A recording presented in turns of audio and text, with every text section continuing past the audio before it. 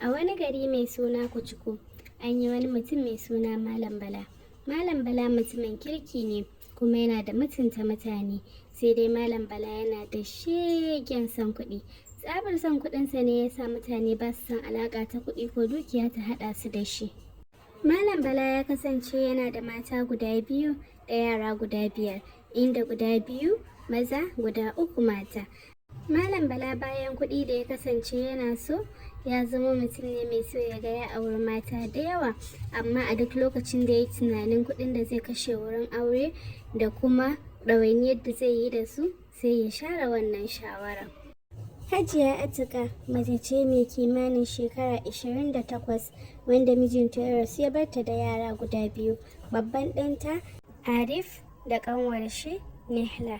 A kullum Atika tana iya bakin ƙoƙarinta domin ganin dukiyar da mijinta ya bar mata bata salwanta ba.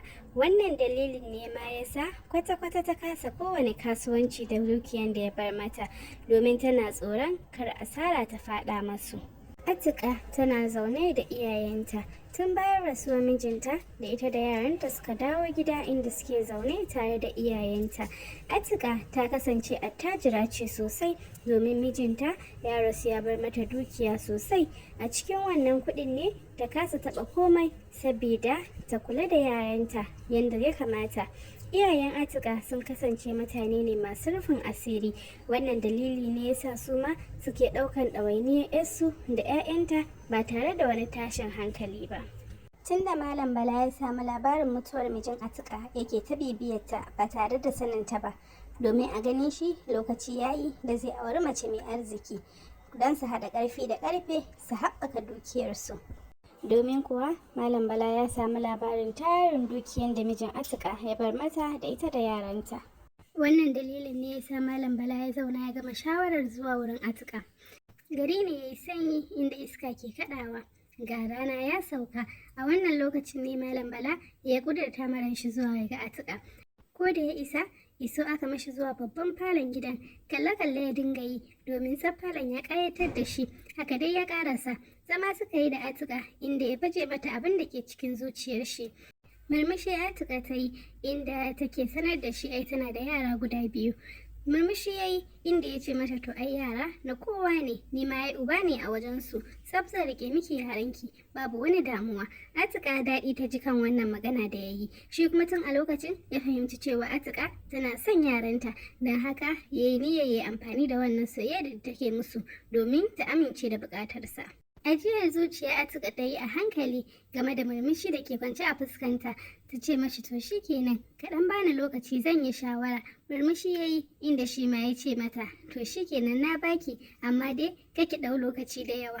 Haka dai suka rabu. Ko da ya tashi zai tafi, ledoji ya miko mata inda ya je ya yi sayayya kafin nan ya zo. Aiko hannu ta sa ta karɓa tare da godiya. Rakiya ta mashi, sannan suka yi sallama inda ya wuce, ita ma ta dawo gida.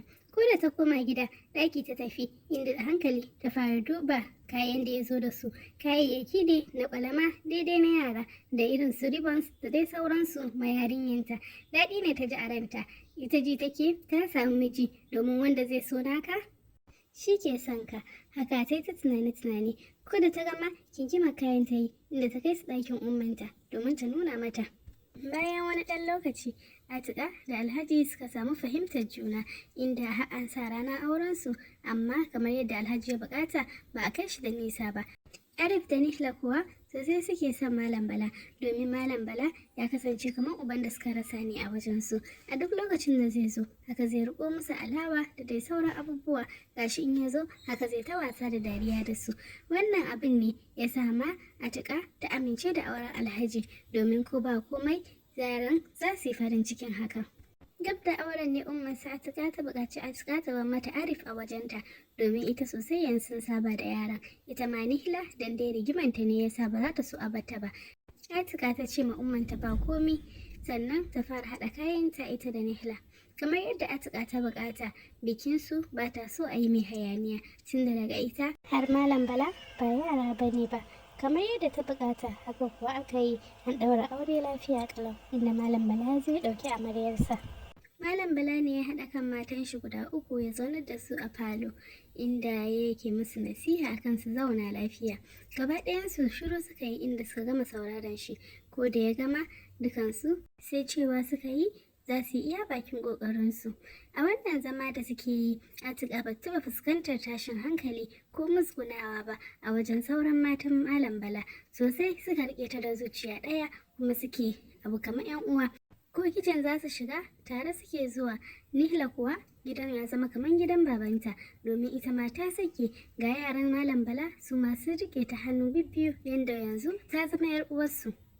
Komai yana tafiya ma Atika lafiya a gidan Malam Bala. Atika ce zaune a cikin ɗaki tana tunanin musabbabin rashin dawowar Malam Bala gida a wannan lokaci. Gashi dare yayi, kowa ya je ya kwanta. Tsoro ne ya fara kama ta inda ta ji sallaman shi. A hankali ta tashi ta buɗe ƙofar sannan ya shigo. Zama yayi, fuskan shi ta gani gaba ɗaya a murtuke. Mamaki ne ya kama ta. To me ya same shi? Tambayan shi ta yi ko lafiya, inda ya ajiye zuciya sannan ya fara mata jawabi. Kayan da muka yi oda ne suka ƙaraso. Bayan da suka zo ne muka gaba ɗayansu a lalace. Yanzu asara ta faɗa mana, shi yasa ma kika ga ban dawo da wuri ba. Ni yanzu ma na rasa me zan yi. Mamaki ne ya kama Atika da tare da tausayin mijinta, inda ta saka hannu tana tunani. To yanzu menene mafita? Sai ce mata yayi. To ga dai muna yanzu so nake in gani ko zan iya samun aron kuɗi. In ya so sai mu sake odan wasu. In ya so sai in aka sayar sai in maida ma mai kuɗin shi. Daga nan kin gani kuma riban sai in ci gaba da juyawa. In ba haka ba yanzu kwata-kwata ban san yadda zan yi ba. To yanzu gurin wa za ka ara kuɗin? Jimiye a hankali inda ya sake sauke ajiyar zuciya. To abin da muke ta ƙoƙarin yi kenan, amma duk wanda muka tambaya sai ya ce ba shi da shi. Atika ce ta yi ƙarfin halin tambayan to har nawa kuke buƙata? Kuɗin da Alhaji ya gaya mata ne ya sa take ta buɗe baki cikin mamaki. Shi kuwa ya san tafi ƙarfin wannan kuɗin. Sai kallon ta yake yi yana jira ko za ta ce za ta bashi. Shiru ya ji bata ce mashi komai ba. Sai cewa yake ni kam Atika baki da kuɗin da zaki yara min ne in ɗan juya kafin na in baki. Atika ce tsoro ya kama ta domin kwata-kwata ba tana gudun abin da zai janyo salwantar dukiyan 'ya'yanta. Amma ba ta so Alhaji ya tunanin ko ita ba za ta iya taimakonsa ba ne ba. Ajiyar zuciya ta sauke inda ta fara mashi bayani. Alhaji ka san dukiyar nan ta marayu ce kuma da ita nake biyan kuɗin makarantarsu da sauransu. Alhaji ne duk da haka ran shi a ɓace yake ce mata amma Atika ai 'ya'yan nan ni ma kamar 'ya'yana ne kuma ni ma in na samu albarkar kasuwanci ni ma mu biya musu kuɗin makarantar nan ne. Atika ta yi inda take ta tunani sannan cikin ƙarfin hali ta ce to shikenan Alhaji zan baka. Sai murmushi Alhaji ya ce yauwa Atika na gode sosai. Ai kuwa haka Alhaji ya yi ta murna yana shema Atika albarka inda ya buƙaci ta kawo mashi abinci. Bayan ya ci ya ƙoshi ne ya nemi wuri ya kwanta ya yi bacci. Washe gari da sassafe Alhaji ya fita kasuwa, ita kuwa Atika sun rabu da shi a zaman za ta je ta saka mashi kuɗi. Jinkiri ta yi domin ta gama gyare-gyaren gida, inda a ɗan jinkirin nan Alhaji ya kira ta ya fara kirga. Haka nan Atika ta shirya domin zuwa banki. Ko ta tafi banki, haka ta samu ma'aikatan banki inda suka ba ta takarda ta cike, sannan ta sa duka abubuwan da ya kamata a ce ta sa. Bayan da aka yi ne sai aka aika mashi kuɗin zuwa bankin shi. Alhaji yana kasuwa ya jaddada kuɗaɗe cikin akaunt ɗin shi. Murmushi ne ya yi don jin daɗi. Shi ma shi kenan yanzu ya fi ƙara shan kwana ko? Haka dai ya yi ta murna. Abin da Atika ba ta sani ba shi ne Malam Bala aure yake nema, amma yana ganin asaran ya yi amfani da kuɗin shi saboda kada nashi ya yi ƙasa. Da haka ya zo wurinta domin ta bashi in ya so sai hidimar bikin shi da kuɗinta. Bayan kamar sati biyu da Atika ta ba wa Malam Bala kuɗin, Malam Bala ya kuma zuwa mata da wata buƙatar inda yake sanar mata yanzu kaya sun iso amma suna boda, da haka za su buƙaci kuɗin da za su yi clearing kaya. Atika kwata-kwata bata ji daɗi ba kuma bata so ta ba Alhaji kowane kuɗi ba, amma Alhaji sai ta mata daɗin baki, haka har ta yadda. Washe gari sil da ta aika mashi kuɗin shi a banki. Wata uku bayan Atika ta ba ma Alhaji kuɗi, sai a lokacin ya tara matan shi a falo inda yake sanar musu zai ƙara aure. Atika gabanta ne ya faɗi, kwata-kwata ba za ta ce ta ji daɗin wannan labarin ba, amma kuma dole haka za ta yi haƙuri ta danna zuciyarta tunda Allah ya halatta mashi auren mata 4. Ita dai fatanta tunda yanzu al'amura sun warware har gashi zai yi aure, to da zai taimaka ya ba ta kuɗinta, in ya so sai ya auren shi hankalin shi kwance, ita ma ta san hankalinta kwance kuɗin yaranta ya dawo hannunta. A daren ranar ne bayan Malam Bala ya shigo ɗaki, Atika ta same shi cikin kwantar da kai, take roƙon shi ya taimaka yanzu tunda ta ga komai ya warware mashi, ya maida mata kuɗin yaranta. Malam Bala cikin tsawa ne ya taso. Ku dai mata kuna da matsala, daga jin zan yi aure sai ki ringa wani maganan bashi, to ki bari ba su riga sun haɗu ba, in sun haɗu zan baki. Mamaki ne ya kama ta, wannan wani irin abu ne? To shi kenan, ka bani abin da ke hannunka, in ya so daga baya sai ka ci komai idan ka samu cikon. Tashi yayi a zabure. Malama ta Allah ki min shiru, a gidan nan kike ciyar da kanki ko kike ciyar da Nihra?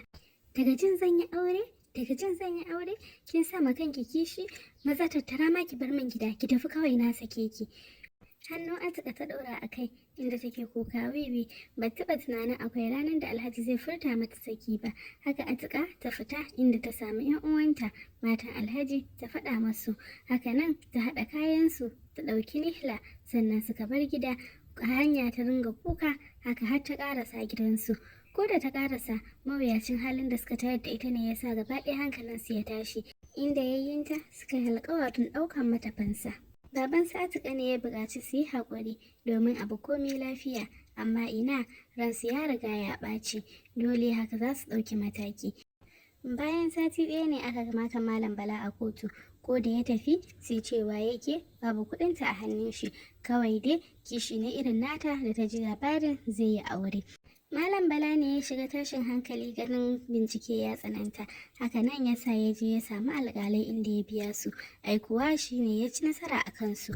Haka nan aka zo aka ce ƙarya take yi, da haka aka ci su tara da ɓata mashi suna da suka yi.